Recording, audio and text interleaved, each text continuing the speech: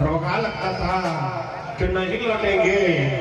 आ गए पहलवान, गलत जब तक तोड़ेंगे नहीं तब तक छोड़ेंगे नहीं। बहुत ही लंबा लंबा चला में